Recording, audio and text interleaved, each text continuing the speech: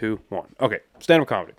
Yeah, no, I am fully okay with the fact that stand-up for the next 5 to 8 years is just going to be me banging my head against the wall. You know what I mean? With victories scattered throughout. But yeah, I don't know, man. I would love to get booked for a cool show. Like, I'm not going to say who the producer was or anything, but I did this real shitty show last week. Actually, a week ago tonight, I did this real shitty show here in town, and I've been told not to work with this person. I've interacted with this person before, and I went against my gut, and I was like, you know what? He's asked me. He's been nice to me, at least. I'm going to give it a shot. Yeah. Not a good show. Not a good time. And I was like, okay, I don't want to be... You see it. And you don't have to look hard. But I'm appreciative for stage time.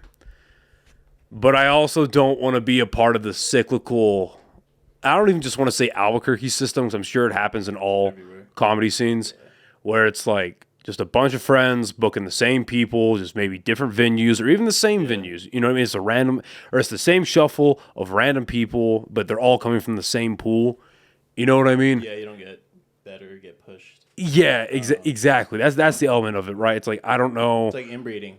Introduce well, and then like I'm nowhere near as good as him, but I kind of want to take a page out of like someone like Josh or someone like Buck D, or where they're like, I mean, I would say Zach Abeda, but Zach puts on his own shows so much, you know what I mean? You can see him a lot, but like it's a rarity to see Buck and Josh because A, they do a lot of their own stuff, and B, they're getting booked for a lot of big stuff. So I wanted to be like, oh, if I'm doing a show, it's going to be good. Right. You know what I mean? It's going to be material you might have heard before, might not have heard before, but even if it's the same, because I know now, even the material that I did at like Dry Heat about a month ago for their last show at their old spot, even that material, all of the bits that I did there are either punched up or completely deleted. Right. So I don't really like it that much anymore. But we're having a conversation before this. I want to get your opinion on this. You brought up nepotism, like in entertainment in general, right? And what I think about nepotism in entertainment is we were just talking about the concept of it. Yeah. And it's not when it is exploited for the wrong reasons, I think it's bad. Yeah. But I think in something like entertainment, specifically the entertainment business, I think it has its value. And here's how I've kind of come to see it, right? And I haven't really thought about this until I started doing stand-up. And the reason for that is because the people that I've surrounded myself closely in stand-up are A, way more experienced than I am, and B, you know, they're very good people, and they've taken time to like give me like little like tips and like, you know, pointers and like just real like mentorship. Like, hey, these guys are like full-size sailing ships. I'm like a little fucking, you know, like a dinghy. You know, like this is how you should sail right now, right? And the way I see it is when someone gets picked for any entertainment venture, it's a venue. It's a business venture. It's an investment. Yeah. Right? Yeah, for sure. So it's like when I think of nepotism in a good way, I think of someone like Sofia Coppola, right? Okay. So I'm proud to announce that the podcast is now officially sponsored by the fine people over at Chop Chili Company. Guys, this is some of the best chili you can get here in the state of New Mexico, and they are online as well as in stores. They can be found at Smith's, Albertsons, Sprouts, John Brooks, and Lowe's Corner Market. They have 3 amazing flavors that you see here, and they also have frozen green chili that you can get online. Go on over to the website, chopchilico.com, and get yourself some amazing chili today. Podcast is now officially sponsored by the amazing people over at High Desert Relief, a premier herbal destination right here in the state of New Mexico. They have extremely well-trained and knowledgeable staff that are more than happy to help you find what you're looking for or try something that you maybe have never thought of. They have 2 locations here in Albuquerque, 1 in Santa Fe. All 3 will be listed right here and in the description of this episode. All 3 offering legendary products at absolutely legendary prices, including this awesome merch that they were so kind enough to gift me here. All of this can be found at all 3 of their locations. Again, big thank you to the guys over at HDR for supporting. Now back to the episode. Thank God she's talented, right? But if you're a production company and you're looking for a director for your new movie. And let's say you have two different, let's make them both female, and all their backgrounds are the same.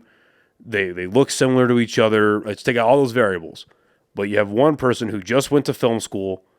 She's textbook knowledgeable, spent a little bit of time on sets due to film school, spent some time doing this or that. She's just been exposed to sets, but she hasn't really like hit the ground running, really been ingrained in it. Yeah.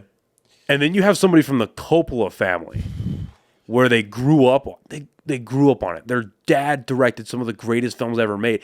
You don't think any of that knowledge and any of that has been passed down to them? And then you have that name attached to a project, so that's more people showing. That's how I kind of see it. You know what I mean? Yeah, no, for sure. Like, I think, what's her name? Maya Hawke? I know she's great in Stranger Things. Yeah. Treats everyone super nice. A lot of the PAs that are on the show that I'm on right now worked on Stranger Things. Had nothing but nice things to say about, like a lot of the cast. I think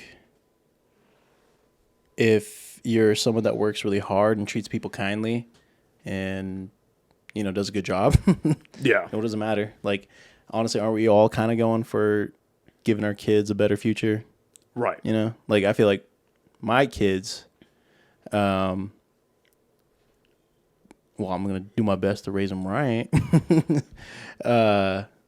If they want to venture into music or film or TV or something, they will have for sure gotten a head start than the one that I got. Playing house shows and but auditioning. There's value in that, man. No, there is. I'm grateful for it. Like, I think there's something really cool about like liking the chase of, you know what I mean? Like, there's something weird. Like, if you already got the thing, like, where do you go from there? Like, you got the biggest thing that you ever wanted in life.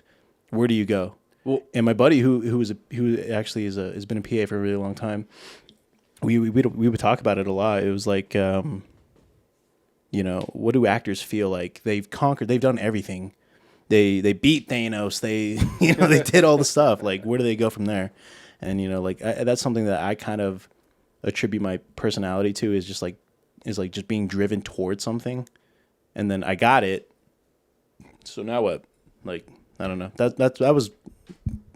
don't know. Well, I think those, the people that are, again, they're lucky enough to make it that far, not only just like, not me, definitely not me. But the people that have made it to that level of fame, and they've worked their whole life for it, that type of stuff. Whether they came from a rich family or not, they rose up through like whatever those ranks are in acting or in music or in comedy or in whatever they're doing. They finally make it up there. If they're lucky enough to make it up there, not just based on status and time, but based on like they were able to evade drugs and alcohol enough to stay alive and that type of shit, right? Yeah. If they make it up there, that's who. Then when you really see, I guess, who they are. Because I mean, there's some people for sure that, how do I put this? Like, I think the best of them and the ones that really did value. Let's put it this way. It's a good differentiator. The people that really valued the hard work and really valued like the time and the sacrifices they had to make at a young, and not even a young age, but like a young age of their career, those are the ones. It's like the DiCaprios, Denzel Washington, those guys. They're now turning around and trying to give back, whether it's like through humanitarian stuff, whether it's like there's that famous story of Ben Stiller making pancakes. But then like Denzel Washington paid for Chadwick Boseman's acting school. And shit Yes, his acting school. And shit like that's that. what it was. Yeah. So, it's seeing who gives back and that type of shit. And that's because now they're like, well, yeah, I've hit the peak of whatever, not only what I want, but then whatever this superficial ladder is. If I can't really go that much higher, I mean, I could always make more money. I could always do all that. But they obviously don't care about that shit. So then it's like, okay, now it's my turn to be the elder, right? I'm the wise elder of this community. Right. And the only way I have to go is back down by influencing people that are coming up to eventually take, because someone's going to take Denzel's place. Somebody's going to take Brad Pitt's place. And I feel like that's what they want. They want somebody. Right. And I feel like they kind of always see like a little bit of themselves in that person, whoever takes it up. But yeah, I don't mean, Because even like, think it's cool. Because I was thinking about it in the moment of like, yeah, I was happy to do the show that I did last week because I love doing stand up, Right. and I love learning it, and I love, I love it. I love doing it. I'm not thrilled about the circumstances, but then I changed. I was thinking about it on the drive over there. I was like, no, this is what you asked for.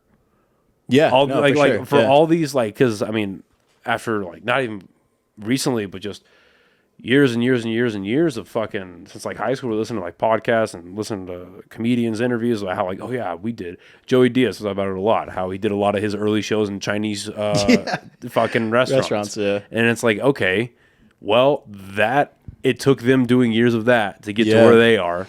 Well, I mean, there's a lot of similarities and differences between comedy and like music, being in a band, grinding your teeth, doing house shows, doing gigs to nobody that doesn't even know you. Yep. I mean, I guess, yeah, you can call it bombing on stage for, a band. And yeah, we've eating shit. Yeah. And yeah, we've done it plenty of times. But yeah, it's the same thing how, those when you bomb and you eat shit in front of people, it makes you better.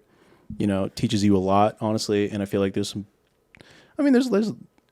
a lot of everybody can eat shit once in a while. Yeah. I feel like it's good for you. You should. No, you definitely you should. need to. And it's a reality check. Like, how bad do you want to keep doing it? Yeah. Like, I hope that a year from now, I still love it, if not more. Yeah. And then more and more and more as it continues. And it's gonna be a roller coaster. That's part of the game. Before we get too far into this conversation, you're in a fucking awesome band that doesn't bomb anymore because they're fucking awesome. And you guys, so this is gonna come out on Thursday of next week. Okay. So The 2nd. Yes. Holy shit, it's already May. Yeah, I know. It's my birthday month. Shout out Geminis. Holy shit. Yeah, I play in a band called Side Montero. We're playing a show at Launchpad on May 3rd, Friday. So Fuck yeah. if you're hearing this, come out. If you're hearing it after It went we fucking already played awesome. it, it was fucking sick. We sold it out. You should have been there, you fucking loser. Just kidding. Yeah, no, we actually just played last night in Santa Fe for the Mama Mañana Locals Only Festival. Knocked it out of the park. The Kylie and the people that set up the festival. It was a really cool festival. It was something that like. So what was because it looked like a whole day thing. Yeah. So yeah. what was the dude, it was parameters sick. around it? What did it look like? Yeah, they had bands go on from like 12:30 to like 11, and then like DJs going on for the rest of the night. And they were all quality bands, quality music. Had local vendors, artists and food trucks. It was at the Mystic Hotel. Shout out Kylie. Knocked it out of the park. Our set, the only thing that sucked was the weather. The one fucking day that it decides to rain in New Mexico. It has to be this day. Yeah. And during our set. But it was cool. I was kind of feeling the rain for a little bit. And you then caused it, motherfucker. I know, I was dancing too hard. But yeah, it was super cool. Artists or like band. I think there was like 6-ish bands. From Gold Tides, Lomelo, Almost Always Never. I thought that fucker moved to New York. Yeah, he did, and he came back. Bebop back in Yeah, to do a the little local bit. show. He's Hey, like, I respect it. Good for him. Yeah, he's doing all right. Yeah, That's cool. He said he's hanging out. Yeah. Ran Sound actually came up clutch. So here's kind of the funny part. The sound guy, I think his name was Max. He was running sound for the whole like 3 or 4 bands before us. He's like, I gotta bounce. I'll be back though, but I gotta go do Shrek the Musical. Yeah. Okay, wait. Yeah. So your sound guy was like, "Yo, I gotta go play Donkey." Yeah, for real. Well, I talked to him. I was like, I didn't talk to him. They said he's gonna leave, and then Is he in the musical, or is he running sound? He better be fucking be Shrek, dude. No, he's doing sound for it, I guess. And I was like, we're talking about it in the green room, and I was like, oh, Shrek, that's pretty cool. Is that like a Santa Fe opera? And then They're like, no fucking way. Shrek the Musical is at the Santa Fe Opera. Oh, was it really? No. He was like, it's Oh. just like some elementary school or something. But yeah, Abel came through, ran sound for the rest of the bands. But yeah, it was a good fucking killer event. So you guys had to move into the So it started raining probably about like 3-ish songs into our set, and brother, like everyone was dancing and like just vibing in the rain. Yeah. Like I looked up and I was like, holy fuck. One, there was a lot of people too. Two, there was everyone just hanging out, dancing. The only reason why they stopped it was because the equipment and stuff, like the PAs and stuff, they were getting wet. So we moved inside to the Mystic, finished out the rest of the set. It was literally like a flash from the past, being at a house show. Just ripping in front of everybody. Everyone's just super tight packed and just like, sweating, fucking, it's a house show. Cool vibes. Dude, I went to this place. Have you ever heard of Rensden here in Albuquerque? Yeah, the DIY. Yeah. I haven't been there, but yeah, I know there's a lot of shows. They I think Homeboy that used to book at the Toy Barn does the booking there. Yeah, shout out to that place. I didn't get to stick around because I just dropped in. I said hi to Esteban from Centennial, and then I wanted to say hi to him. I want to buy a shirt from him, and then I dropped down to Dry Heat.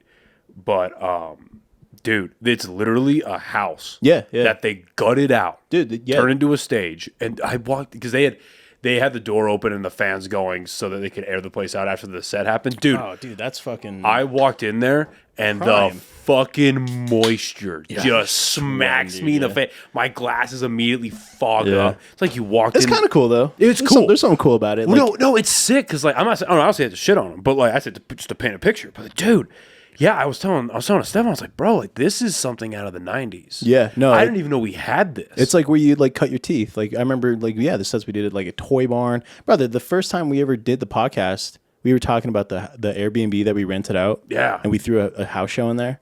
Yeah, it was fucking, it was wild. Yeah. But yeah, it's like comedy. That's your Chinese restaurant. Your Joey Diaz. Fucking cutting your teeth in a sweaty ass room. That's my Juno Brewery. That's what that is. Whoops.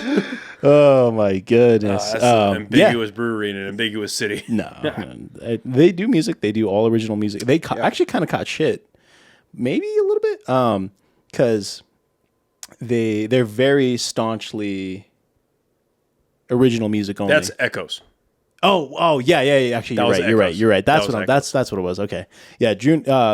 I know they keep trying to get us booked there At Juno? And, both of them. Oh, okay. And we're down, but we just our scheduling us is fucking a nightmare. Because you guys are everywhere. Yeah, we're everywhere. Ben lives in Colorado. Levi's moving to Salt Lake in like a month, and then Aaron's got a big boy job, and I'm just hanging out. I'm just on Netflix. I'm just hanging out. Well, I wanted to ask you about that a little bit later, but this is something now. What's up? I appreciate genuinely, and I respect the damn, it's gassy as fuck. I respect the Talking shit about Steelbender. Hey, go to Steelbender. this is good beer. Drink the Lloyd's Kolsch or the Skull Bucket IPA. Ask for Jaren. I'll help you out. Yeah, this Skull Bucket is actually really good. I'm not gonna lie. good. Yeah, they're Sponsor me. This is very good. Just pay me in beer. I'll be happy. Yeah, the Red Iron Red, my favorite. Anyways, of course it is. The Red Iron Red. Yeah, is your favorite. Yes. Yeah, it's pretty good. I'm sorry.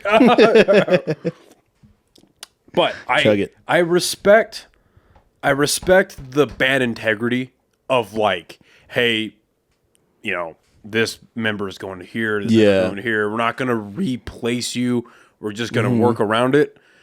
Not to get like too much into the insider baseball of everything, but has there been conversations of like, okay, how do we keep Cy Montero alive in somebody's absence? Do we just like, because my brain would just go to like, okay, shows are a thing. We could have a replacement, but like you said, you're recording an album, which I want to get to. Yeah. But like when we're recording an album, it's the core guys, or like, have there been conversations like that? No, not really.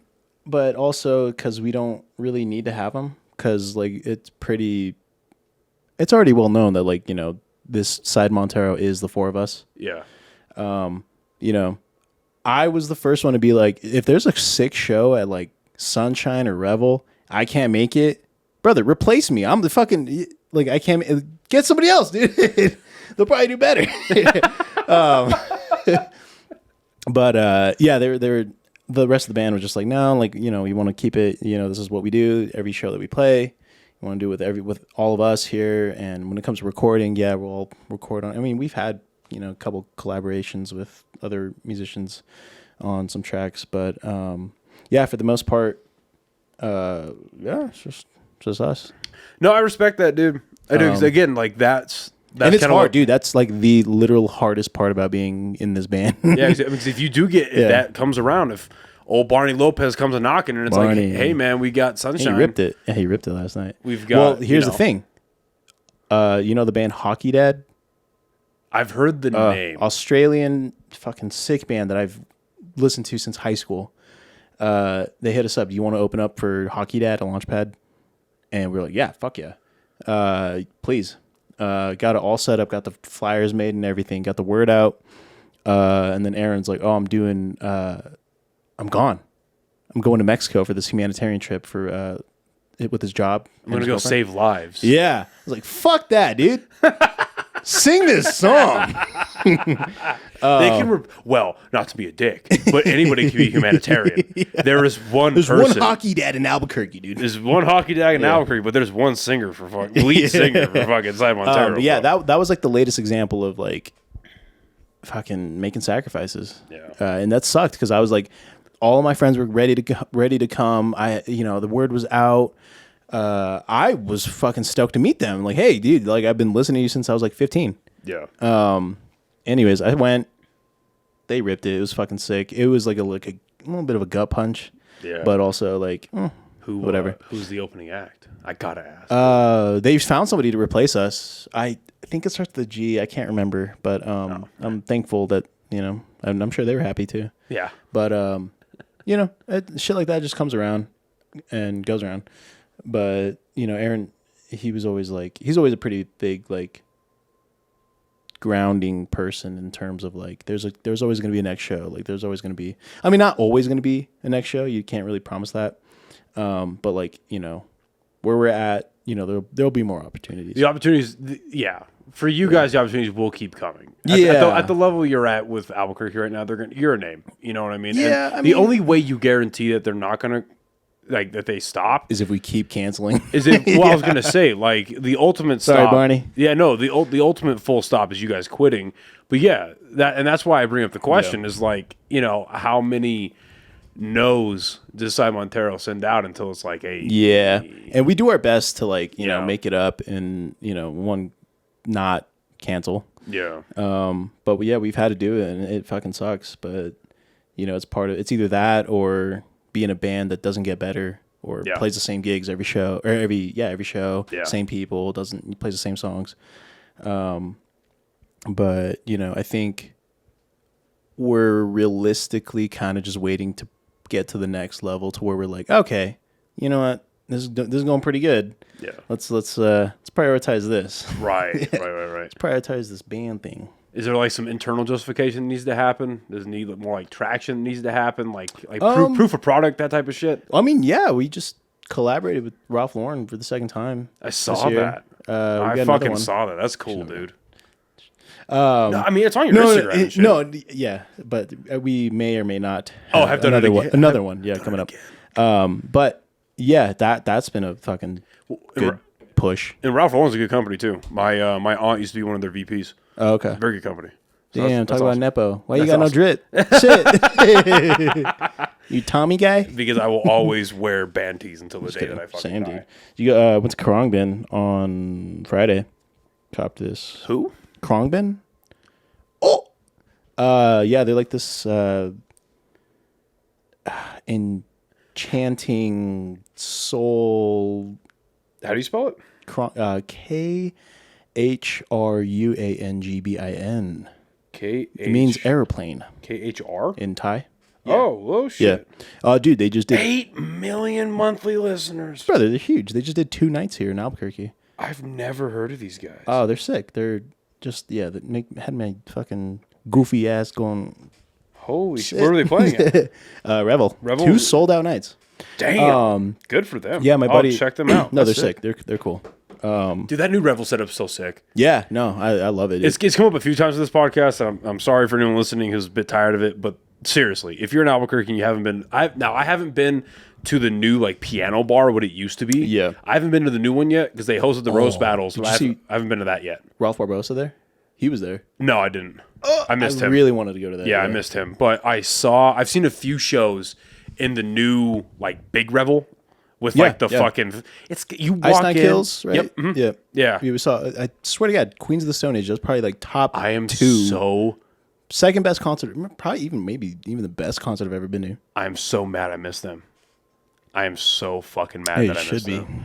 Because I love Queens of the Stone Age. Yeah, it was fucking sick. Songs for the Deaf. That is I'm about to go to Austin here in about a week and a half. Yeah. And that is every road trip. I don't start a road trip with it, but it's when I get out into the desert.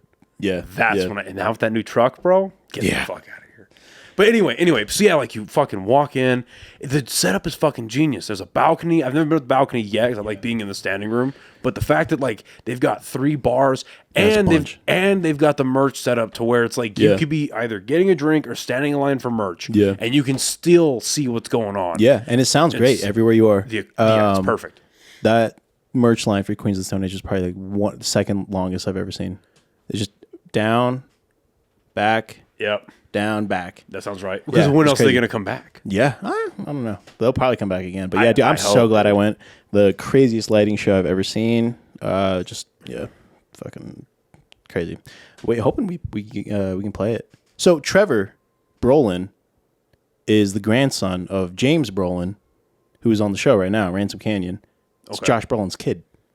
I was going to say, yeah. Yeah, he's the booker. Wait. Okay, so back it up. Okay. So you've got Josh Brolin. Yeah. His son. Purple guy. Yeah. His son, Trevor. His son, Trevor. Yeah. I have his, we've talked. Is the booker for Revel. Yeah. What? Like, yeah, event coordinator. He does, the piano bar. He does comedy. He does booking for the music and shit and stuff. What the fuck? You know what, dude? And then James Brolin, who is a film icon of himself. Yeah. He's on Ransom Canyon. Which is a awesome new TV show that he's going to be in pretty soon. But what the dude? See, okay, so I had Sarah Kennedy on the podcast, owner of Dry Heat. Yes, I had her on a couple months ago, and we were talking. And she brought up, she goes, "Hey, in comedy, I'm sure not the entertainment, but in comedy, the distance between you and your favorite comic is not that far, and not that far." And I was like, "That doesn't make any sense. That's bullshit." Yeah. Well, think about like Mark Norman. He'll do whatever podcast. It's just like his personality trait. Well, Mark Norman just dropped into Dry Heat. Yeah, the last night that they were open. Yeah. No, that was Mark Maron. Well, Mark Norman was there but too. Mark Norman was also there. Dude, Mark Norman. Okay, we'll get to that in a second because I'm pissed I missed Mark Norman. Oh, you didn't see him? No. Oh, dude. But my point is though, is like, now that I've been exposing myself more to it, I'm like, yeah, it's literally like, it's a small world anyway, being here on planet Earth. But like, and then in the entertainment, small for world. sure. Well, I'm like, when we were doing the table read for the episode 1 on Ransom Canyon, new Netflix show I'm on. Wait for it. It'll come out late this year, early next year, maybe. I don't know. But it's got Josh Duhamel, Minka Kelly, James Brolin, a lot of heavy hitters. I'm just talking to them, hanging out with them. I'm like, what the hell, dude? I was growing up watching you on Transformers. Like, this is insane. And he's asking me like how I'm doing and stuff. And Josh is super sick. Minka is great. We filmed at Valley. Like a lot of all the high school scenes are at Valley. And it's crazy because I was supposed to go there. And Minka went there. She graduated from Valley High School. That's crazy. Yeah. And I'm just some fucking dumbass kid from North Valley. Yeah, but you put yourself out there. You worked hard. Yeah. I mean, kind of. You know what I mean? Like, there's a lot more to it, and that's why I like to be like the topic a little bit earlier about like how does the band adapt? How does the band continue? Because like that's a topic of conversation not a lot of people hear on podcasts or just in general. You know what I mean? Where it's like the inner workings of a band. No, like, I'll what tell you. Conversations are happening. I mean, it's tough because it's a lot of fighting. There's a lot of fighting that goes on in being in a band. Well, I mean, Amanda brought that up when she came on. She was like, it's like you're dating your bandmates. Yeah, you are. These guys suck. It's like we're married. Need to break up. No head. No head. No, I'm kidding. I love you guys. Yeah, no, it's a lot of fighting. It's a lot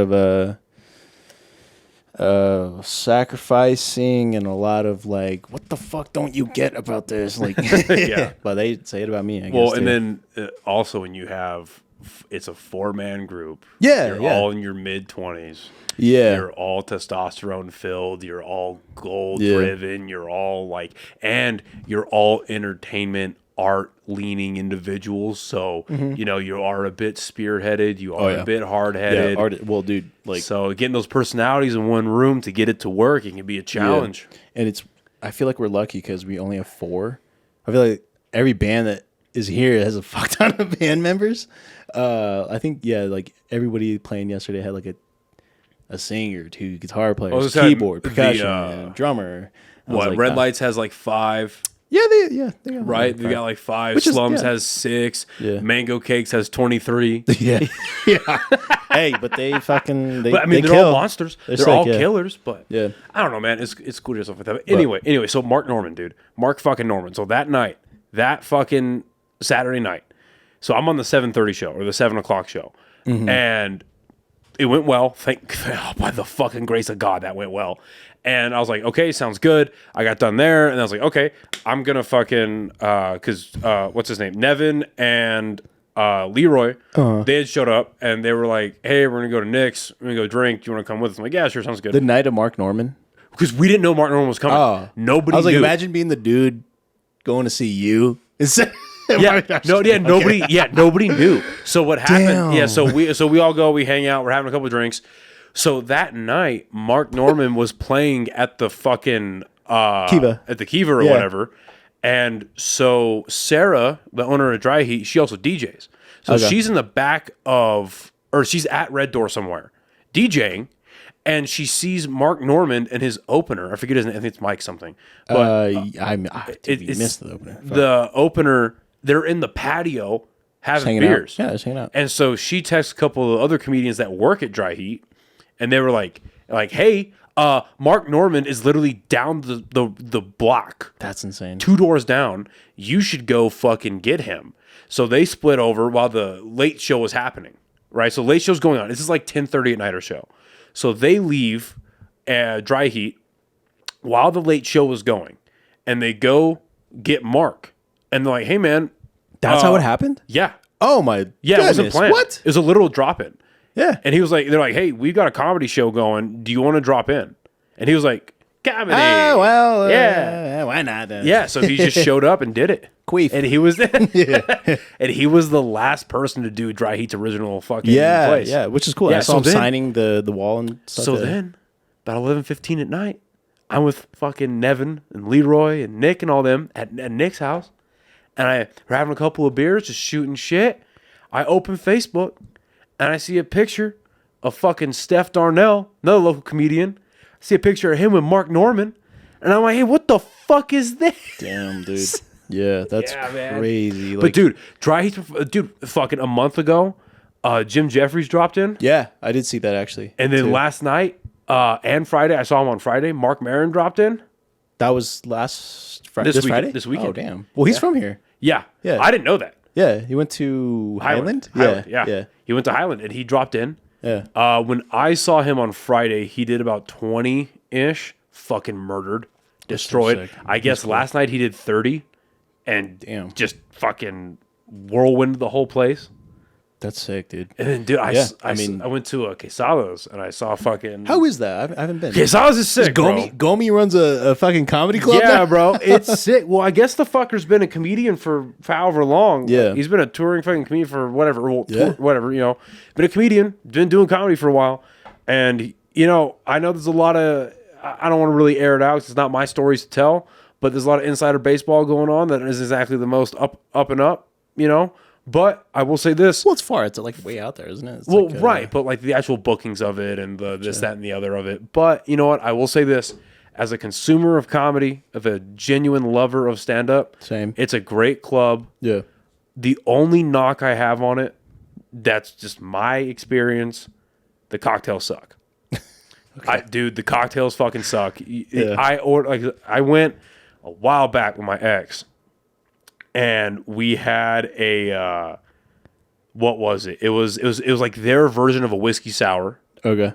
It tastes like fucking lemon and lime juice. And I was like, all right, there's no fucking whiskey. Do they have in a this drink bitch. minimum where you like? No. No. Okay. I think they originally planned on doing it because I saw it on their flyers, like 2 drink minimum per person.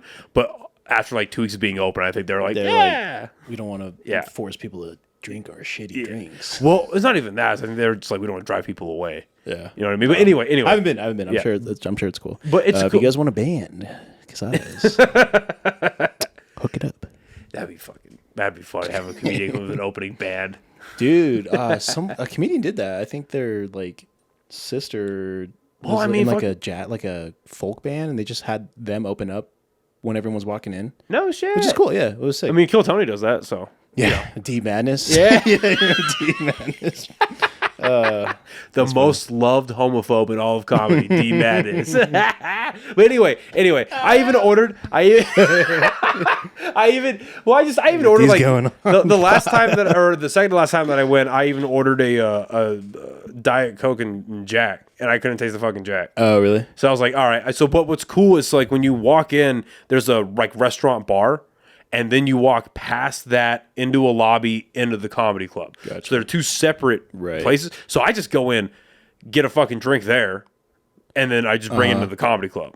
Have you been to Sister yet? Have you seen a show at Sister since they put up the wall? Do you know what I'm talking about? No. Build a wall. It's the best wall.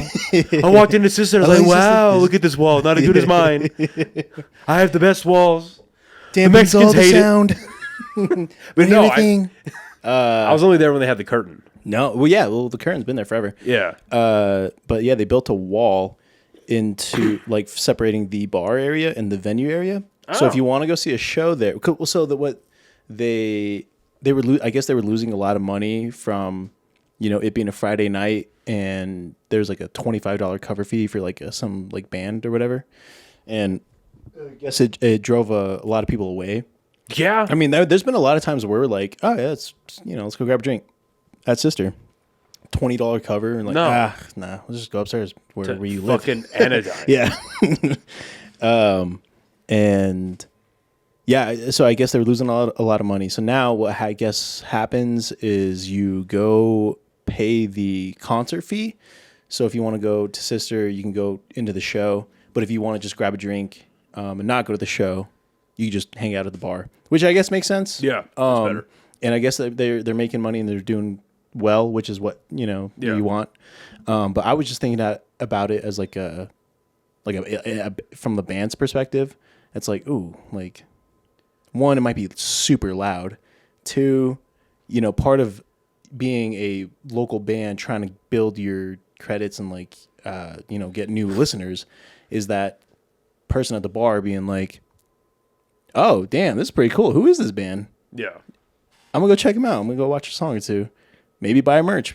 The amount of people that I've just like had come up to me, like, so when I'm selling merch, they're like, oh, I'd never heard of you guys. We're just here. And I feel like you kind of lose that now because there's a literal wall. Well, because I see both sides of it. Yeah, no, right? I definitely do. Because like on the one hand, it's, you can't play a show if there's no venue. Right. But on the other hand, it kind of loses the incentive of, not the incentive, but it loses the appeal of local bands going there. Want to play there. Yeah, it loses the appeal. So maybe these. Shit, I mean, Tucker, please. Yeah, play. Well, right, but you do lose that like organic, homegrown, like home base followership of like, yeah, I was just sitting at the bar, I was trying to get laid, but then I heard this awesome band, and I was like, oh fuck, they're cool. You know what I mean? Yeah. Didn't get laid, but I found good music. So it is what it is. If you listen to our music, you'll get laid. Certified. Yeah, I promise. It's like a gas station dick pill for your ears, son. But I don't know, man. That's interesting. So do they have like? So if the wall is up, do they have like a door? Like there's like one door at the like right when you turn in, like where the pinball or not pinball, the foosball shit would go. Yeah, and then there's one by kind of like the pinball machines. Okay, and they have like a guy there, just like I don't know. I haven't been to a show. I know Ty Segall was there a couple like last week, which I'm sure was super loud. And honestly, being in that's like my one gripe with like being in band, like a band, is like loud fucking bands, dude. It's like, is this really fun? Like we played last night. We did the whole. It was like a house show basically. Only thing mic'd was Aaron's vocals, or just our vocals.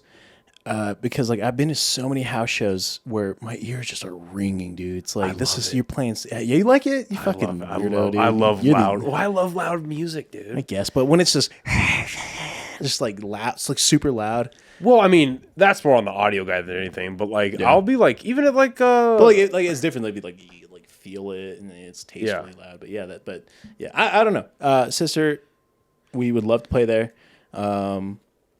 Maybe it's cool. Maybe it's gonna work out. Maybe it's the new thing. Well, you know, whatever's gonna keep them going. Yeah, hopefully. You know what I mean? COVID. Fucking, we talk about it like every time we go out. It's like the anodyne from pre-COVID to now. Oh yeah, where it was like packed on like Mondays, dude. You'd be a line. Like there's like honestly very rarely a line now. There's never a line. Yeah, I know. I've never had to wait to go into anodyne anymore. When we were pre-COVID, Fresh 21. Packed. Yeah, line. Packed. I gotta be honest though. I want Anodyne to do well. I like a quiet Wednesday night. Yo, dude, brother, I'm there. I'm gonna go there after this. It's Sunday. I like a quiet night because I went and shot pool last night up in Rio Rancho, and I guess at this place that I went to, me and my friend they were telling me that the lights they had gotten changed out for regular light. Yeah. State Street. Yeah. Mm-hmm. So all the lights there are LEDs now, and I was shooting pool. I was looking around like, man, I can see everybody clearly. Oh yeah. I don't like this. Yeah. Oh no. I miss Anodyne. Yeah. Well, there's just the magic that's there. Yeah. And we graduated from drunkenly hitting on girls and to like, all right, let's actually play pool. And then we're all pretty good. And yeah, dude, brother, I really don't go to Anodyne on weekends now. No. I literally go to play pool. That and also have a girlfriend. The biggest, the biggest reason. Hey, careful. But yeah, no, we play, all we do is play pool and, we got pretty cool with a couple of the bars. Corn works there now. Oh, no shit. Yeah, Cornelius is the newest bouncer, which kind of makes sense. He's a... Yeah. Well, I mean, what is he going to do? How? I mean, yeah, you hire a human wall. Yeah, you're not getting in. You're not getting in, dude. If he says so. And if anything, he'll just lean forward and you'll go down the stairs with him. Brother, I love Corn. I love him. He's cool. He's fucking dude. Cornelius is awesome. Yeah. But there is, and I feel like most people feel this way about their hometown pool hall. Mm-hmm. There's something magical at Anodyne, dude. Yeah, brother. We were playing. After the show. In Santa Fe, I was taking my friends to like all the underground, the Matador, like all the spots that I found out while we were filming Resball. So when we would go out after like shooting, took my buddies there, and yeah, you go down pool hall. It's like their Anodyne. It's kind of funny, but yeah, I mean, there's something really cool about a divey bar with live music, earbuds. Some beers. Chilling. Yeah. It's a good time. Hustling some dickheads. Put the quarters on the table. Next. I'm not good enough for that yet. But I've seen you play. You're pretty good. I'm all right. Dude, I don't know if you can say, and it's okay if you can't. When the fuck is Resball coming out? Do we have a date yet? Do we have a time frame? I don't know. That you're allowed to say. I'm pretty sure I won't get in trouble for saying it's done. It's been done since like February. Yeah, I remember last time we did the pod back in like October, November-ish. Yeah. You told me around February it was going to get finished up. Yeah, it's done. I don't know. I'm not going to get in trouble, right? You tell me. I don't know if you've noticed, but I'm not a Netflix executive. No, I think we just actually got an update. So right now they're submitting it to film festivals, to Toronto and Telluride. I know we're the two big ones. And it's too late for South by Southwest, right? I think so. I don't fucking know. I was just in it. I think South by Southwest is already done this year. March? Yeah. Yeah. August, September. Okay. Yeah. Sweet. It's kind of a ballpark. Ish. Yeah, I don't know. I really don't know, honestly. Yeah. But yeah, that's just what we were told from somebody who would know. Yeah. Yeah, August, September. If you want to learn more about Resball, the last episode you were on, you really went into it. But just like bullet points, like who's making it, it's LeBron James's production company. So like, who's making it? What's it about? Basically, yeah, Resball. It's a Netflix original movie produced by LeBron James and his company Spring Hill. It's about a Native American high school basketball team chasing a trophy and the lifestyle or just the life that comes with being on the res. And yeah, coming out later this year. it's a true story, right? It's based on a true story. Based on a true story. Yeah. Okay. But yeah, Netflix, Jessica Madden, who else is in it? Sidney Freeland directed it. Your boy is in it. You're an actor, dude. I know. I'm like, this is kind of weird. You're a fucking car. Am I an actor? I thought I just played the guitar, and now I'm like in Netflix shit. Like it's weird. I'd say so, dude. Like, yeah, you're in like fully production, like fully produced things. Yeah, like you're getting submitted to a film festival. Yeah, I know, but like a real film festival. Yeah, nobody cares because none of it's out yet. yeah. Well, I've been lucky to work on Ransom Canyon. Ransom Canyon is another Netflix original show that'll probably premiere either late this year or early next year.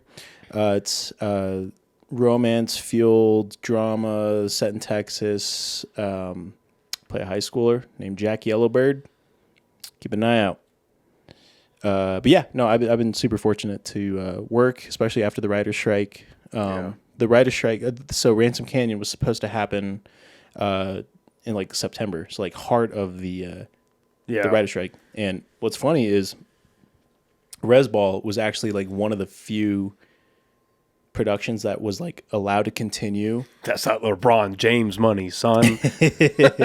So no, we making this. But like, look, still in the red from Spaceball 2. All right, we gotta Space Jam. Jam. Yeah. I was in Mexico last week, and it was on Spaceball. Yeah, I love Spaceballs. So Spaceballs. Yes, I love that movie. Yeah, yes, LeBron and Spaceballs. Yeah. That's pretty funny. But yeah, he's never mind. He's when they reboot that, his cameo is the guy when they're combing the desert. He's got the afro pick. Ain't found shit. I didn't say it. Oh, such a good movie. That's such a good fucking. That's humor, bro. Yeah. Like shit like that. And then I always have my coffee when I look at radar. Like that's humor. Anyway. Yes. LeBron James, low key, they were kind of waiting to see how he did in the finals to like promote it. No shit. Yeah. But apparently this man's fumbling the bag, dude, and he bro to lock in.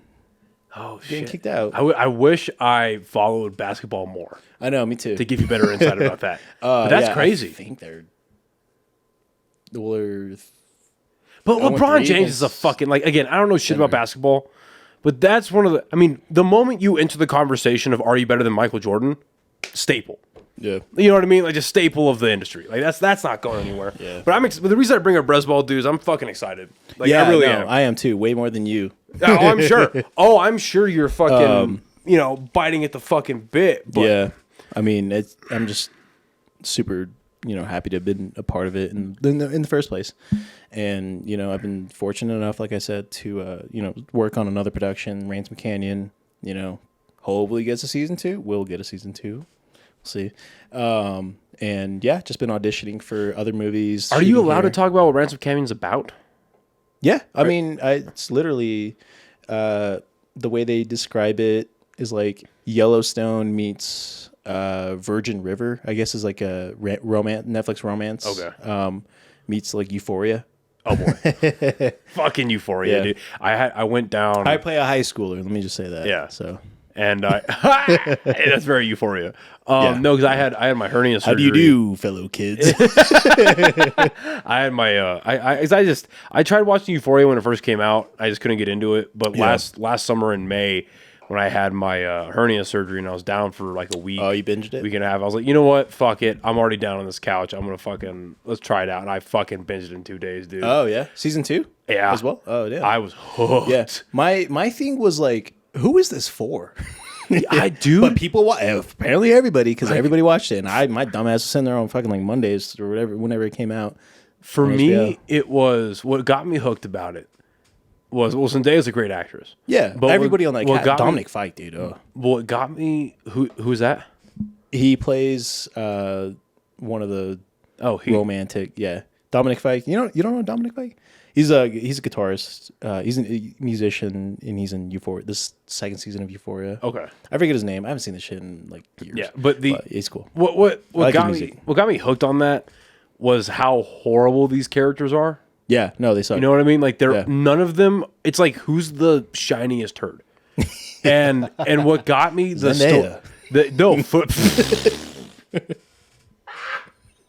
Well, what got doing two girls at once? Just kidding. Sorry. Damn, we suck, dude. Who gives a fuck? Oh, that's why I love podcasting, dude. But anyway, I'll be honest, my favorite storyline in that whole thing, because again, it's how horrible are these people. Yeah. It was, what's his fucking character's name? Jacob Elordi, Nate. Yeah. His dad. Yeah, his dad fucks is underage. The biggest piece of shit. Yeah. And I'm just waiting for this guy to lose everything. Is he McDreamy or McSteamy? Yeah, from Grey's Anatomy or some shit. Yeah. So like his storyline is fucking wild. And then like again, season 2 is just bananas. And Sydney Sweeney's fucking gorgeous. Like watching her act her ass off is awesome. Oh yeah. And yeah, just the fucking dynamics is just, again, it's like a perfect car crash. Right. Where everything is exploding, everyone's screaming, and you can't look away. Yeah. Gotta look. No, I got to. Okay, so here's a question. Cool. Real quick. Yeah. Gotta pee. All right, let's take a break. Little break. And we're back. Okay, so thanks for letting me pee. Here's a question I have for you. So, and this is a very selfish question because I'm very much into film, into the movie industry and shit like that. Before I ask this, you are a card carrying like SAG actor, right? Yeah. Okay. Yeah. How do you become that? You do and take as much time as you want, because like what was for you? What was the process of like, I'm into acting. Okay, now I am a SAG actor in Netflix. Yeah, because that's such. And the reason I asked, I want to add a little more context for people listening. Not just because of the very selfish interest that I have, but like I feel like so many people look at the film industry and they look at stuff like SAG, and they're like, oh, if they even know what that is, right? But they're like, they think of not even SAG, they don't even know the acronym. They just know that there's a union for actors. And they went on strike, and the writers went on strike. It's like, okay, how do I even get in that union? How do I even be a part of this? Like, it seems like such a far off, intangible entity. Yeah. Institution. I mean, I feel like I'm in a weird anomaly where like this shit just happened. Well, what I found, man, I don't know, because what I found with people, that's how it is most. Yeah, it's like people aren't that unique. You know what I mean? Like your experiences, unfortunately. Excuse me. Damn, you're burping. The experiences you have, the interests you have, the thoughts you have. There's not that much that's unique about it. It's your perspective on it, and it's the way your brain works that makes it unique. You know what I mean? Yeah. So rewind back to definitely post-COVID. Let's say I just got back from undergrad, so 2022 winter, or start of it. Yeah, I had emailed a bunch of like casting directors here in New Mexico. I was like, you know what? I'm just going to shoot my shot. And it's kind of funny because my mom, when I was growing up, she was always like, I need to get you in the movies. You know, just being like young native. I would always be watching like all the fucking old MeTV movies and stuff. She's like, Jaren, you need to be in the movies. And, you know, I had long hair as a native kid. And I was like, okay, cool.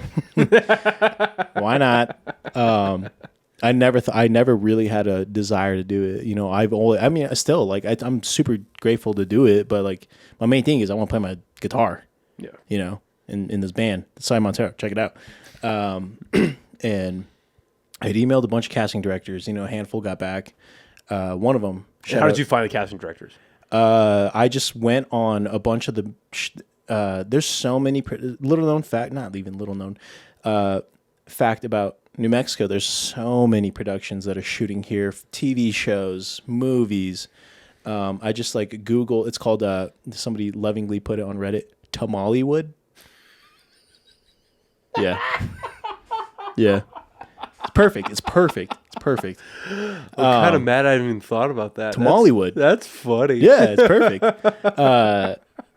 Yeah, I just Googled a bunch of shows that were happening right now at that time, and one of them was Dark Winds, season 1.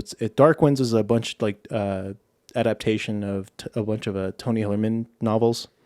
Native cops solving shit. Yeah. Killer show. Jessica Matten, she plays our coach in Resball. She's not Lee Porn, not Jim Chi. Yeah, she's one of she's like 2 or 3 on the call sheet. So she's one of the leads in Dark Winds. And I saw that they were filming here, and my dad works he's worked at every Pueblo school. He's a teacher. And they were filming up by Santa Fe. And so I Googled the IMDb of Dark Winds, and I was like, casting. And not just Dark Winds, but like, whatever movies were filming here at the time. And so it was Jennifer Schwallenberg, and I just went to her website, contact. Hey, my name's Jaren, playing a band. Here's my picture. What's up? What do you think? Yeah. Do you like what you see? Yeah. You're selling yourself. You're literally selling yourself. It's a sales pitch. Yeah. Well, and that's something I've learned. My pitch is my face. So, just kidding. Not to completely derail this, but that's something I've learned about, again, Yeah. having these mentors in comedy. Yeah, yeah. Having something called the your electronic press kit. EPK, yeah. Yeah, your Dude, the EPK. amount of times that I've sent, hi, my name is Jaren. I'm playing a band called Side Montero. We're from Albuquerque, New Mexico. Like that email to bookers and stuff. Yeah. Yeah, it's unreal. So real quick, again, not to derail this, but explain to people what an EPK is. It's your pitch for your band. You want your band to play a concert or a show? Send them it's your resume. And this is, again, I found about this through stand-up. Yeah. So this it's is the same. this is applicable to everybody. So it is. My agent does comedy, music, acting, and all that stuff. It's all industry, like Right. entertainment. Right. But yeah, it's literally it's your resume highlighting what you've done, your credits, why we should book you, basically. And is it like a paragraph spiel about you with pictures and videos? Is it like What I sent to her? Yeah. No, it was just an email. Or what could it what's like the idea of a professional EPK to your knowledge? For music or acting? Acting. I don't have no idea, dude. I sent an email and the rest was history. I have no idea. Well, that's cool, man. No, that's cool because then people can know that they can just email with a totally. I'd imagine with a headshot. Yes. Yeah. Headshot, full body shot, and, helps being in the band, I guess.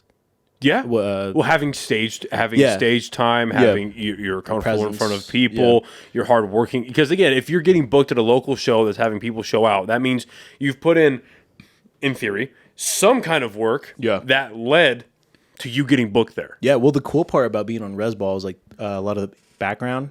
Can't say extras. Don't say extras no more. It's background. You can't say extras? Yeah. I made the mistake of saying extras. Thanks, Joe Biden. Thank you, Garrett. Thanks, Garrett, for telling me. Because, say it's background. Yeah. Background now. Well, I have some friends that have gone to Netflix to do... Brother, that's how I got my start. To do extra work, and they called it background. Where it's like, okay, I know what you're doing, but like, come on. Yeah, well, my first thing I ever did on set was Shot Caller. You know that movie? It's got the dude from Game of Thrones. He goes to prison, becomes a fucking... It sounds familiar. Boss. Nicolas something. I don't know. Anyways, they needed a soccer team for his disabled kids, his disabled son's football skills. Yeah, no, I've heard of this. No. He wasn't disabled. He just really sucked at soccer. So we had to do the take like 5 hours. Yeah, in Europe, that's what they call disabled. If you suck at soccer. Yeah, basically, dude. Yeah. That was the first thing I ever did. Okay. So they reached out to my club, soccer club at the time. Did that. That was my first taste of like movie set life. And it fucking sucked. It was 5 hours doing the same damn thing, waiting on this one kid to perform, and I got paid in a sandwich. Yeah, I was like, what the hell? And I was like, yeah, whatever. It's on Netflix. Go look at his shot collar. It's pretty cool. I'm in the last scene when his kid's playing soccer. You see me lose, and then I put my hands on my knees, and I go, oh, shucks. Roll credits. Fast forward to Better Call Saul. During COVID, I reached out to I met a PA at a party, just like a house party, and I was like, "Oh, do you like you're on set and stuff?" And he's like, "Yeah, 13-hour days, Monday through Friday. You know, if you want to do background, you can do background." And I was like, "Yeah, fuck it, I'm not doing anything. Literally nothing. I'm just hanging out." And he was like, "Yeah, just apply here or whatever. They'll reach out to you. You'll do it. You'll get it." Basically, is what he was saying. And they were like, That's because they needed bodies. Yeah, just in the courtroom. So like you're at the courthouse. So they're like, all right, meet at the old courthouse. You're gonna be it's season 6. Yeah, you're just in the background. So they paired me up with some older lady, and they're like, all right, you're a kid who is in trouble, and at court you're his mom. Yell at him, be mad at him. And the first time I saw Jimmy or Saul. Yeah. Is low-key like one of the first times I got like starstruck. I was like, holy fuck, that's him right there. Like from me to you. Yeah. From me to you.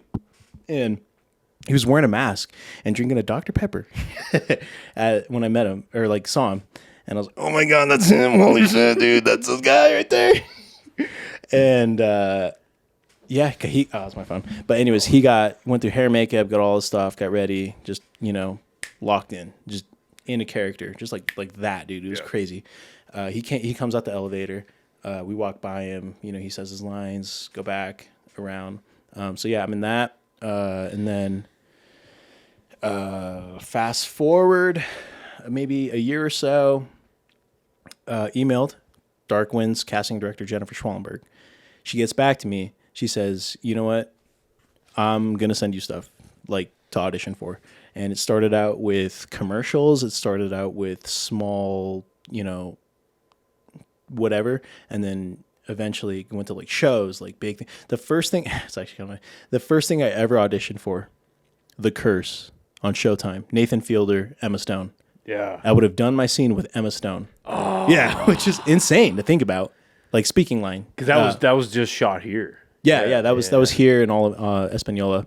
That was the first thing I auditioned for, and my scene, they cut it from the show, the final cut.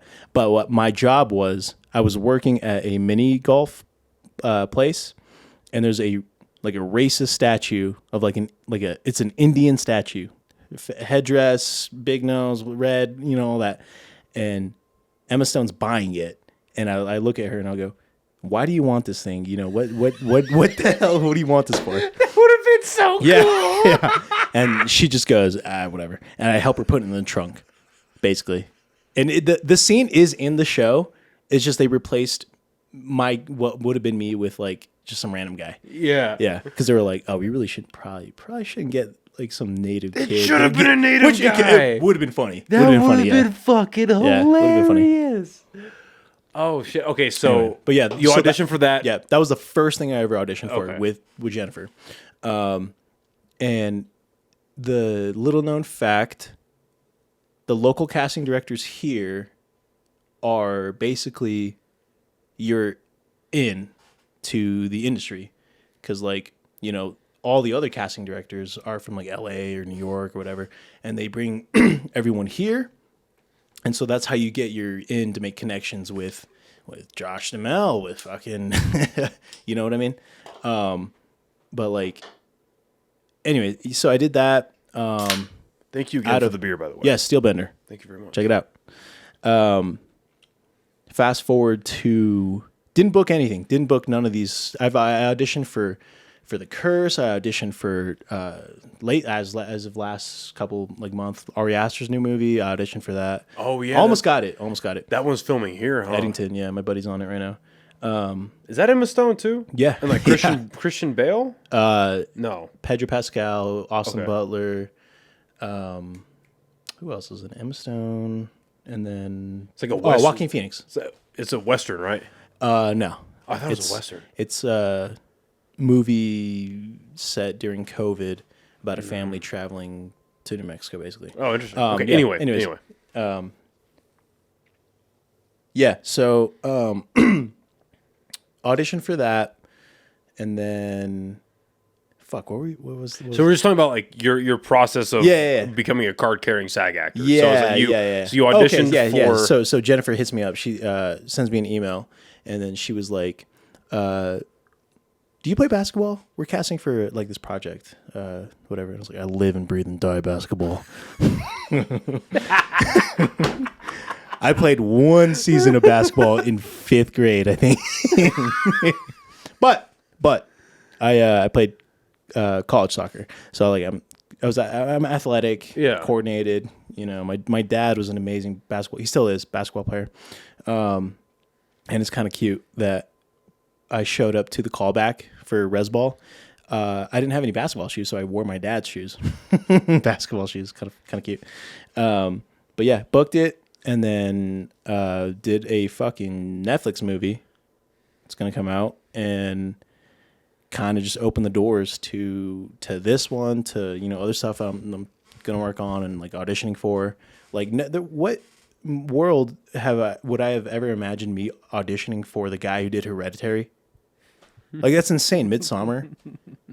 And I was. I can't really. No, I would have been Pedro Pascal's kid. Basically, yeah, in the movie, and I'm not giving any plot details. Yeah, no, everything that I'm saying is already out there. But yeah, it's wild that I'm a kid from Second in Alameda that is doing all these crazy stuff. Well, I mean, okay, so before I expand on that, when did you become a part of SAG? It's kind of funny because Angelique Mid-Thunder, she's the casting director for a lot of native stuff and like just local stuff here. Took all of the cast from Resball, besides her daughter, Amber. I love you. She's in Prey. You were you were awesome in Prey. Yeah, phenomenal movie. No, Amber's great. Single-handedly, she's in Avatar. Let's check out Avatar on Netflix. Single-handedly revived that franchise. Yeah, dude, everyone loved it. It was You're awesome. Yeah, she's great. You're welcome anytime. We love Amber. You're welcome anytime. We love her. Yeah, she took us aside, Amber's mom, Angelique, and it was like, because the thing with Resball was that we were all unknown, like new kids. Literal kid, like we're fucking kids. Yeah. Well, I kind of pictured Resball kind of like the core cast, like kind of like The Outsiders, like a bunch of kid actors. Very beginning, ensemble. Nobody knows who they are, an ensemble cast. But who knows, man? 15, 20, 30 years down the line, bunch of fucking A-listers, bro. You don't ever know. Yeah, no, it's weird. Super weird, and will happen. You never know. Jimmy, Chawny's up next, dude. Koos. I was helping out Koosum do his audition. He's auditioning for this CBS show like 2 days ago. Yeah, man, like she took us aside and she was like, so here's what your life's going to look like basically for this little bit. You guys are probably going to have to join. So joining SAG, you get like a minimum of like 2 to 3 projects until you join it. They make you join it basically. And she was, and the producers and everyone was like, just wait until they make you join. Cause it's like, here we get a little bit easier. It's like $3,500 initial like signing fee basically you have to pay. And then it's yearly dues, which is like $500. And she just said, just wait until you have to. And then, I'm on this and yeah. No, and you know what, man? Kind of like the nepotism thing. I kind of like that it's a system where they approach you.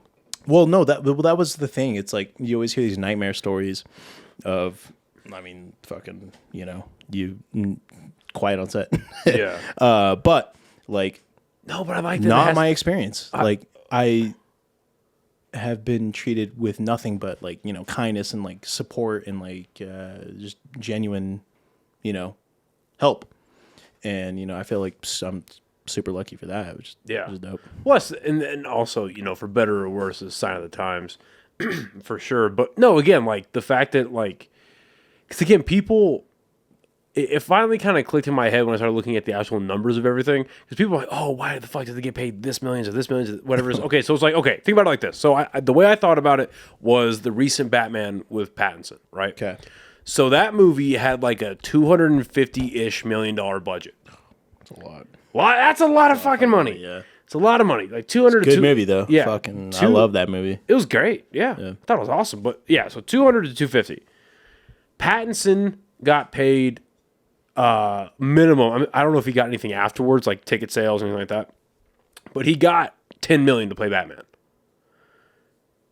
In the grand, like someone like you and I, that's life-changing money. Yeah. Even after taxes and agent and lawyer and all these people you have on tenure, or not tenure, on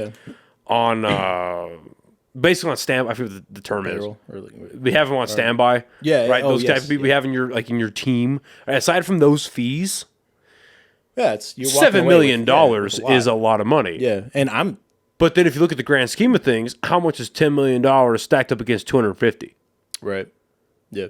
In the grand scheme of things, But then but the reason I bring that up though is like I like this kind of an in club because it's the people that have the talent to pull this off, because it's like, yeah, 10 million is a lot of money to pay some guy to dress up like a bat and act like he's beating up villains. Yeah. Okay, fair enough. Okay, but then how many people are talented enough to pull that off? Yeah. I want to be Batman. Fuck. I'll do it for free, dude. Native ass Batman. Let's go. Yeah. Instead of batarangs, you got arrows. Yeah. You got poison darts. Poison darts. I'm late. I just missed the crime because I was late. And you're just here. Your sidekick is still named Robin. Yeah, Robin. I whistle. That's how we communicate. Robin. He was just here. Robin, big mask, tiny shorts. Funny. No, I mean it's wild. I get paid. It's a good amount of money. Yeah, you're not getting paid Batman money, but you're getting paid money. You get paid money. That's the benefits of joining SAG is like you have a SAG minimum. Oh, that's where you get paid. Shit. Yeah. That's so good. You have to get paid. Yeah, union. Good shit. Union. Yeah. Yeah, dude. I'll show up. I'll say like 2 lines, and I'm like, okay, well that's rent and fucking everything. That's the thing, though, is that how much behind the scenes had to come together so you could say those 2 lines. Yeah. Well, dude, it's wild. I've never met more hardworking people than like being in film, like PAs that run and work their ass off for like 14 hours to get paid like 17 an hour, which is insane. Yeah, dude, like the people that make this shit happen are fucking crazy. It's crazy. It's wild. It's rock stars. But at the end, and there's also, people that get paid a lot of money that aren't prepared or, don't fucking do their job, which I guess kind of sucks. But well, I mean, it's a high risk, high reward, right? Like if they take on somebody who's brand new, which is not on with anybody that I've worked with. No, but let's just say in general, right? Let's say like you hire a brand new director or a couple new actors or a new whatever, even like producers or something like that. And I'm totally spitballing here, but it's not hard to extrapolate that like if you hire a new person, and again, high risk, high reward, and they do well, they're going to keep getting hired. Yeah. But if you hire somebody who's brand new and they shit the bed, the movie doesn't make money, came out bad, whatever. Well, looks like you're not fucking doing it again. Well, that was the cool part about being on these productions. It's like the background. That's why we brought up background. It's because they're like, oh, we love Cy Montero. We go to your shows. Like, I've seen you guys and we have, your stuff. And that's like, cool. What the hell? That's crazy. And then, fast forward to this project. I'm doing the scene at this like big party mansion party. And a couple of the background were like, oh, yeah, we saw you in Res Ball. You were there, and then I was like, "What the hell? This is cool."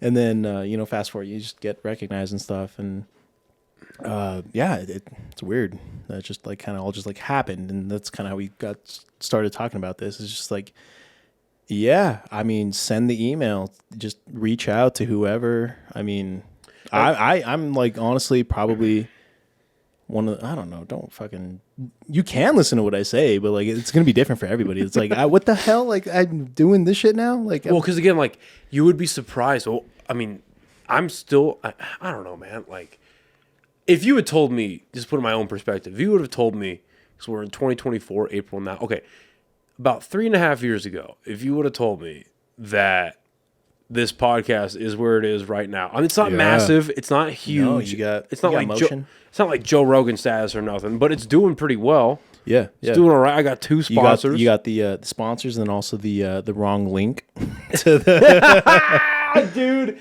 Shout out to fucking Natalie, dude. Okay, so I threw up the link. I think voting is closed now, but I guess New Mexico Entertains.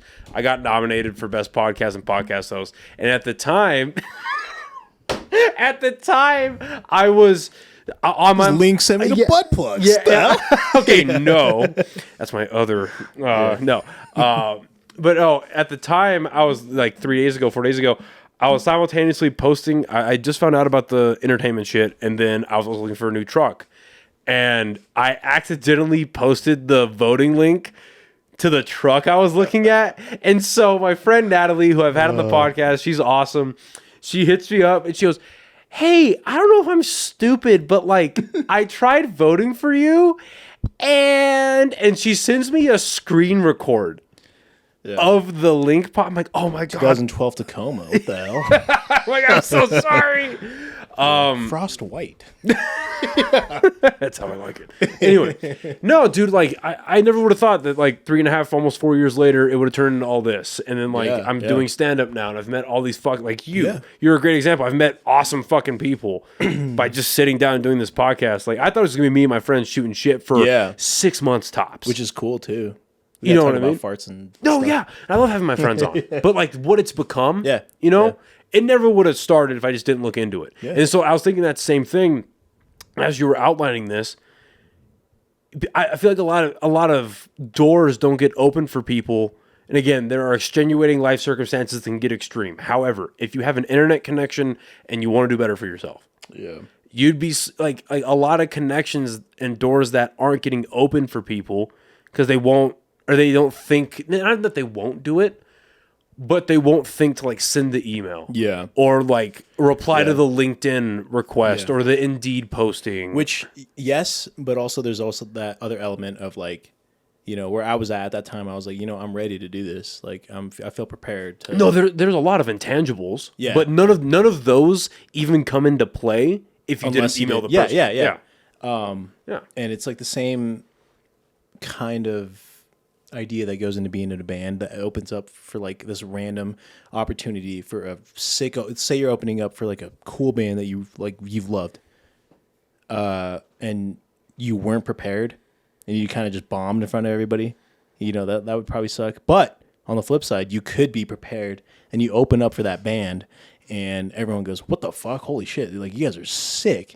Do you want to finish this run with us, or you know whatever. You know, there's also that element of like just being prepared, and you know having built a work rate or just being ready for when the opportunity comes. Yeah, no, I agree, and that's with everything in life. If you're gonna advertise yourself as anything, you should have the ability to back it up. Right, sure. right. Like, that's not negotiable. But and stand up, that is kind of the. And I see it now, a lot of the local stuff where it's like people will post. Again, I get it.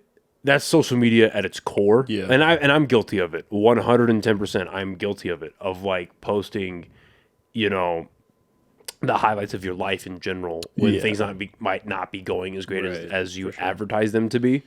But Queens of the Stone Age, we're ready to open up for you. Oh God, I'm so sad I missed them. But like, it gets to the point where like, so stand up is so, interlinked with social media now where you have to, there is a pressure to like post clips and post crowd work and all this nonsense. Yeah. And like, it's like, okay, well, what happens when you post let's say you're doing a set and you've got 30 seconds that fucking cracked. You had there's a great this. But you did a total of 5 minutes that weren't that great. And let's say somebody sees that, or let's say it doesn't even go viral, but somebody sees that and like, oh, the TikTok comedians that are selling out clubs, that are and they're not that great. Yeah, it happens. Same thing. But then, dude, I gotta say this: credit where it's fucking due, man. 2 weekends ago, I went to go see Ken Flores at Quesadas, a real heavy Mexican dude. That kind of looks Asian. I'll show you his picture. You'll know who he is. Fucking dude, phenomenal. Flores. Dude, Heavy Mexican that looks Asian. He looks Asian, dude. He just eats the best food ever all the For time. real. Watch, where the fuck? This guy. Okay. Yeah. Okay. So he was at Quesadas, and he fucking killed. Ripped it. Killed. Nice. Dude, don't get me wrong, his crowd work was good. Yeah, and that's what a lot of his social media is based off of, his crowd work. A lot of comedy or comedian. He needs to post more of his written stuff. Mm-hmm. His actual material is fucking great. And then shout out to fucking Anthony A too. And he started local here, but now he's a touring comedian. Like he just did some SNL shit with Kenan Thompson. Oh, nice. He's open up for Fluffy next month. Really? Yeah. Here? Yeah, here. Where is he coming? At Buffalo Thunder. I think. Damn. Yeah, I think Buffalo Thunder. Yeah, he's opening up for Gabriel Iglesias, and that show was killer, dude. So that's probably one of the only comedians I originally found Kim Flores on TikTok. I think you know what's TikTok crazy? or Instagram, but he kills. Fucking Gabriel Iglesias was the first stand-up bit Hot and Fluffy was the first special that I remember watching and got on DVD. I feel like for people our age, it's either Gabriel Iglesias, Jeff Dunham, or Dane Cook. Yeah, for sure. One of those three. Yeah. But yeah, I remember getting home from school, throwing it on, and making Fruit Loops like cereal and watching it. Yeah, that was the first one, and James and Ernie, two native, it's a indigenous comedy duo that actually just ripped on Thursday. They're still touring, and I was fortunate enough to work with Ernie on Resball. Oh, shit. Yeah, he's on Resball, and that was like kind of like the other big like James and Ernie. Yeah, they're legends in native comedy. Tatanka, who is on Ransom Canyon. Tatanka means he's in Kills of the Flower Moon. I know these guys. Yeah, he got started. Well, he's still a comedian with Stage 49, or not Stage 49. What is it? 99 Laughs. Yeah, I got their special on DVD when I was a kid growing up. So like I've loved comedy all of my life. You know, from Gabriel Iglesias to Dave Chappelle, listening to fucking George Lopez's specials and watching George Lopez too. My dad probably should have done a better job of fucking playing the shit on TV when I was watching it. That's our culture though, dude. No. I mean, I'm super grateful for it, and you know, I fucking love those specials and stuff. But yeah, dude, like I comedy. That's all I do. I fucking listen to. Breathe. Just comedy podcasts when I'm driving. When my fat ass is playing FIFA, I'll just throw the fucking podcast Matt and Shane, dude. Fucking the dogs podcast, yeah, dude. But yeah, I love comedy. You know, I've dipped my toe into it, done a couple spots.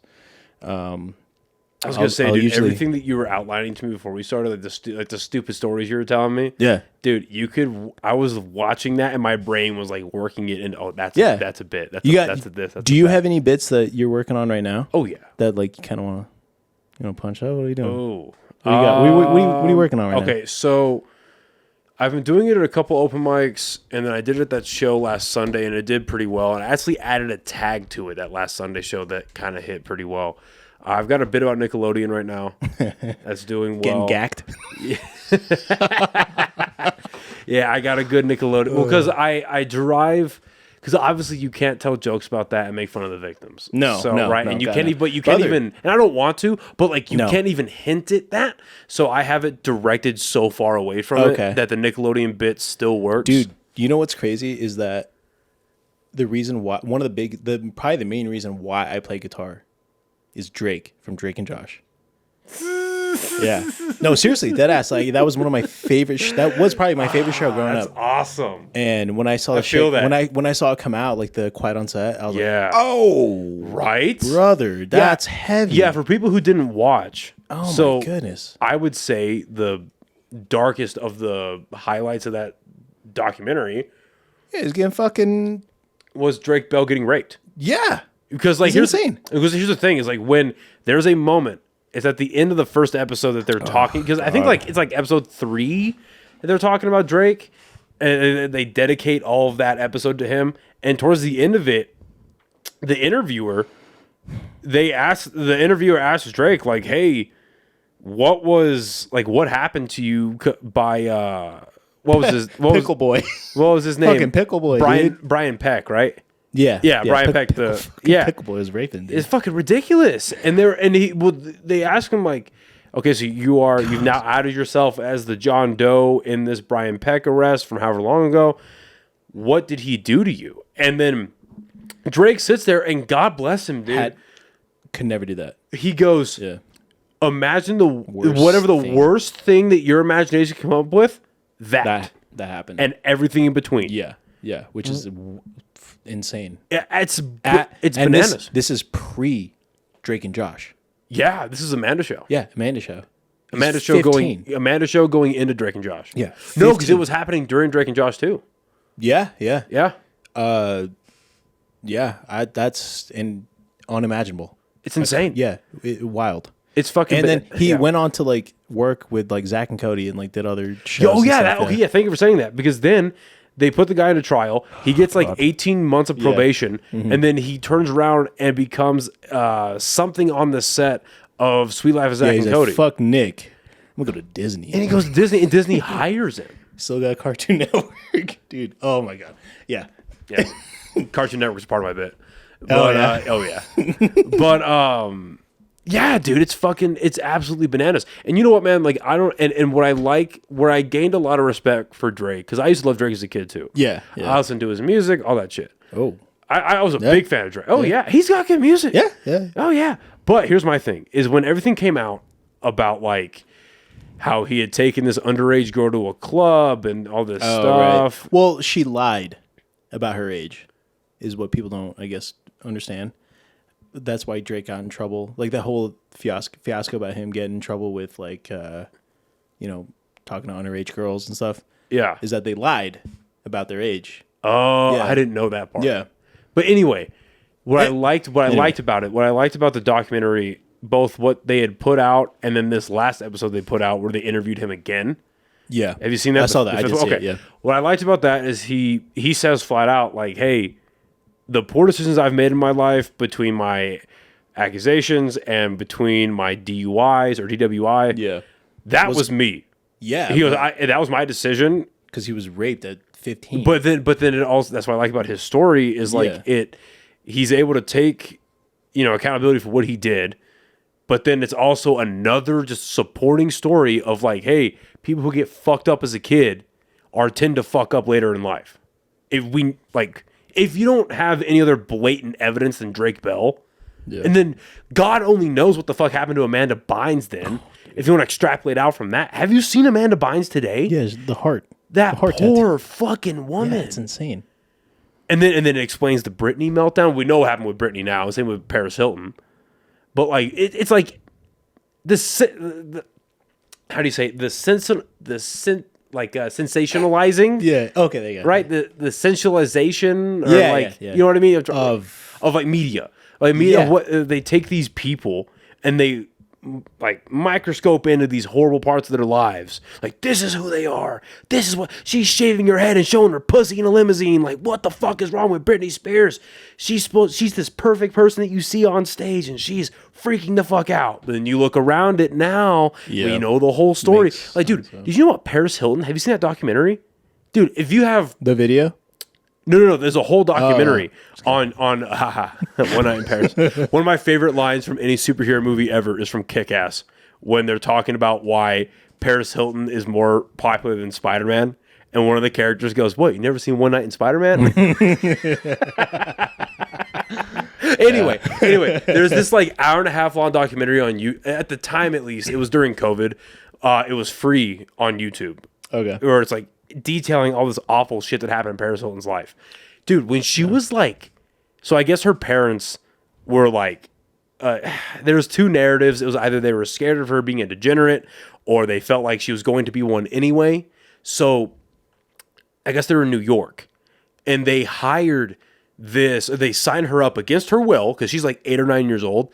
They signed her up for this military school, like this military boarding school that's supposed to be like correctional and rehabilitational, that type of shit, right? And a part of the program is you don't tell your kid they get signed up for it. So these people break into Paris Hilton's house. It's like scared straight. Yeah. At like 2 a.m. Fuck. And they rip her out of her bed. Yeah. And they like, you have 30 seconds to get dressed. Blah, blah, blah. They literally only let her get dressed. And the moment she's dressed, they like haul her out a window and they throw her in the back of a van and they just speed off to the military school. What? Yeah. Weird. Yeah, I guess. And this is like back in, I could totally be off of it, but I'm assuming this was like back in the 80s, like late 80s, into the 90s. When no, she was younger, so I guess 80s. 80s. And then like, there's a bunch of abuse that happened when she was there. And then, so it's like looking around, like, again, the media is just, they're fear mongering. What was the question? I don't know. We Drake Bell. got him quiet on the set, but. No, your bit. We're punching up bits. We're talking about Paris Hilton getting fucking scared straight. Yeah, but it's just crazy how the media fucks all that up. You know, but 1,000%. So 1,000%. the Nickelodeon ones I'm punching up. I got a drunk driving bit. I'm trying to punch up a bit more. I just need to add more like. What do you got? I don't want to outline all of it right now, but like it's I feel like I have it makes me too unlikable on stage. Oh, yeah. Right, but I believe in that bit enough to keep writing and poking at it. Yeah. You know what I mean? And I got another one that I'm just barely starting to work on about my 18th birthday when me and my friends went to Fantasy World. And that was a fucked up night. Ooh. Yeah. So that. Oh, do you know? Okay, I have a funny. Anybody that likes me or is a family member, don't listen for the next 45 seconds. For the cast of Resball, we all went to Fantasy World. Oh no! One of our castmates fucking lived there, basically. Not gonna say who, but when you see the movie, you'll get a pretty good idea. He's like, yeah, the paychecks we're getting this paying off my tab at fucking Fantasy World. Yeah. Well, that was the thing. Is like you give a bunch of native kids money. They were all native kids. You give them money, they're fucking spending it on crazy shit. I spent my money on crazy shit.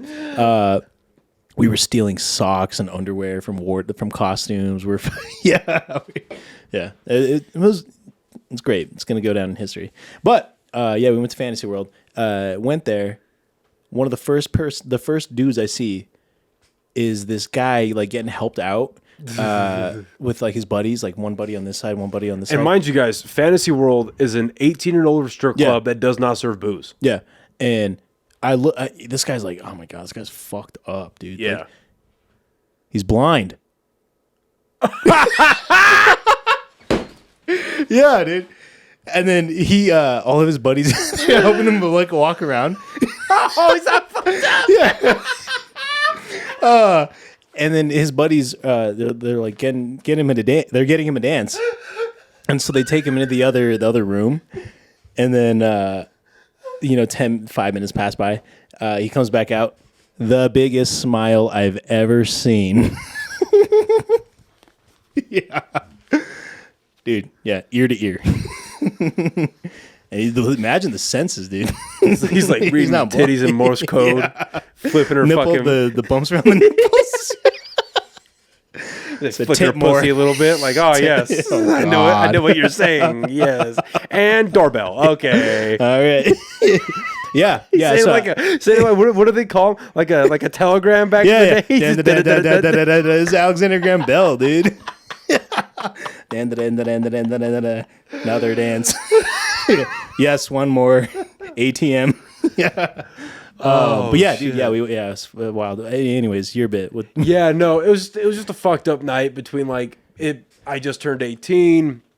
Oh, I think we talked about this actually. Yeah. It was my first time in a fucking strip club, and then my friends got more fucked up, or like got fucking stupid more than I did, and then there's this one stripper who was like a mixture between fucking like a retiring African war child and then the main pirate from fucking Captain Phillips. Yeah. Like that was real bad, and so I'm working out the outline of that. Yeah. That's gonna take a while before it's even like open mic ready, because my comedy right now, like comedy, my quote unquote comedy right now. You have bits. They're funny.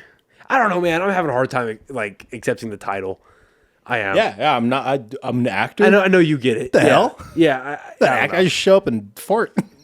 It's weird. Yeah. But yeah, I don't know, like the sets that I do. It's very much like, okay, I do my best, some better than others, but I do my best to weave them all together because I look at like my favorite stand-up specials and they're all like story, like conversation. Like which ones? What? Well, it's like, okay, look at someone like Shane Gillis, right? Yeah. Oh, yeah. Or someone like Andrew Schultz boyfriend? with Infamous, right? Yeah. You look at that and they're not telling you jokes. It's like you're having a conversation with the guy. He just happens to be infinitely funnier than you are. Yeah. Right? So at its absolute worst, my set is like subject to like a couple connecting subjects to subject to connecting subject that calls back to my first subject. And I'm working better at making more of a through line. But the joke or the bit about that night is definitely going to be a storytelling bit. Right? Yeah. So it's looking at it in its like rawest form and then being like, okay, there's a tag there. Okay, delete all of this. Okay, punch that up to there. So I would like to chop that bit up into 3 sections and have each one have a punchline and at least 2 tags each. And then like if I have to embellish or I have to change, whatever, but get the core of the story there. So it's still what happened. Right. Add some absurdities, add some whatever to it, but keep it to like, I just know that it's going to be longer than my normal bits right now. Like my average bit goes for maybe 45 seconds to a minute 15 at most. Yeah. This one is at least 4 minutes Oh, dang. in its rawest form. Okay. You know what I mean? So you got a bit. You got at its rawest. It's a set. Yeah. You got a set. You know what I mean? It's like this whole story is going to be a set. So then like if I can get this right, let's say like right now it's 4 to 4.5 minutes. If I can whittle this down to like 2.5, 3 minutes and it's tight and it's good, that then turns my, because I think right now I've got a good, like I did 8 minutes at dry heat and it went well, but I think if I was like, do the best you can do, I think I've got 4 minutes right now. That makes it a complete 10, almost a complete 10-minute, like small scale featuring set. Yeah. You know what I mean? It's like, or not even a feature set, a showcase set. It's like a showcase set. So I can just drop in. Bang it. I've got 8 to 10 minutes. I can just do. Great. Sounds good. Awesome. That's the goal right now. Yeah. Well, let's punch it up after I pee again. Sorry, listeners. Well, let's see what time it is. Let's wrap it up right here, man. Yeah. It's 9:30. Cool. Yeah, let's wrap it up right here. Listen, dude. I love sitting down with you. Yeah, we gotta do it again. Gotta pee. You are one of my recurring people. I want to have you back whenever you get a chance. I know your schedule's pretty crazy, so whenever you're I'm ready. Whenever, dude. Whenever you're able to come back, it's a blast. One more time. Let's start with the band, Side Montero. When can they find you, and when are you playing next? We are playing May 3rd, Friday, at Launchpad. Got the new album cycle coming up. Recording it, demoed out right now. Keep your eyes and ears tuned. Netflix Resball dropping later this year, with same as Ransom Canyon. Netflix, or if not this year, early next year. Fuck yeah! Thanks for having me, dog. It's dude. cool. Thank you for coming back. Yeah, this is awesome. Oh no, this is. I love this. All right, and we'll do it again, dude. Yeah, we'll do it again. Thank you everyone for listening and watching, and we'll see you next time. Sweet. Bye, everybody. Peace.